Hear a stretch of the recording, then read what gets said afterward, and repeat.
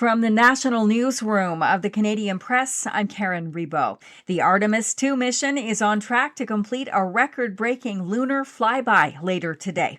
The Canadian Space Agency saying astronaut Jeremy Hansen and his 3 American crewmates will soon have ventured farther into space than anyone before, surpassing a record set by Apollo 13 in 1970. NASA says the estimated maximum distance from Earth during their fly around the moon today will top 406,000 kilometers. Here's reporter Andrew Dimbert. When they swing around the moon, the astronauts will track more than a dozen lunar targets, capturing images of craters, lava flows, and the far side of the moon, places never seen by the naked eye. Mission Control expecting a 40-minute communication blackout as Orion passes behind the moon. The Artemis II mission is showing how even a short 10-day journey in deep space presents significant challenges to the human body, including muscle loss and exposure to radiation. Dr. Farhan Asrar is a space medicine researcher at Toronto Metropolitan University. How was it managed? Their technological challenges, and then basically really preparing us for the future missions as we kind of go ahead from there. The crew aims to swing back to return home in a Pacific splashdown off San Diego on Friday.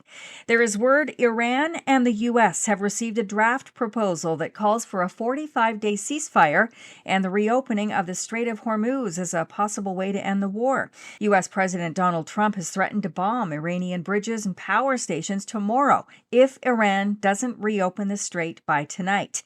Meantime, Israel and the U.S. carried out a wave of attacks on Iran early today. Among the dead was the head of Iran's intel with the paramilitary Revolutionary Guard. Iran responded with missile fire on the northern Israeli city of Haifa.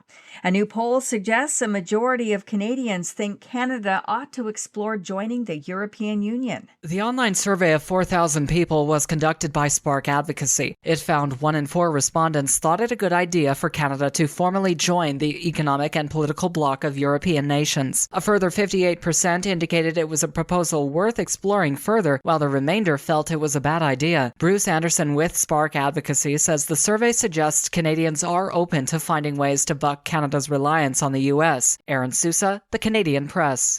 WestJet says it'll introduce a temporary $60 surcharge for certain bookings and has consolidated numerous flights to deal with skyrocketing fuel costs amid the U.S.-Israeli war in Iran.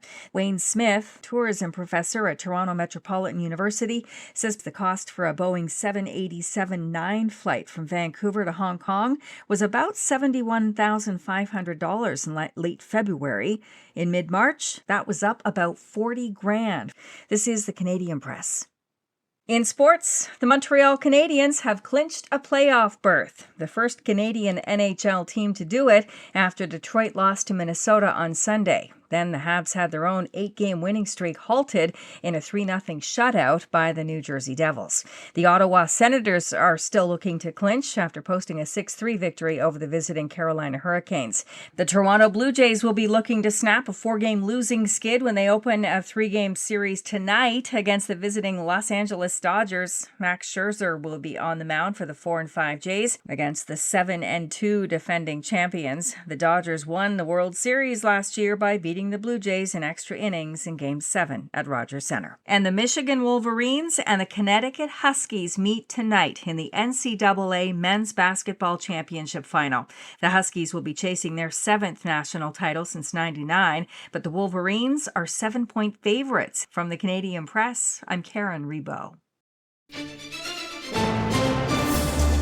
Thanks for listening. Don't forget to follow and subscribe. For more of today's top stories, visit thecanadianpressnews.ca.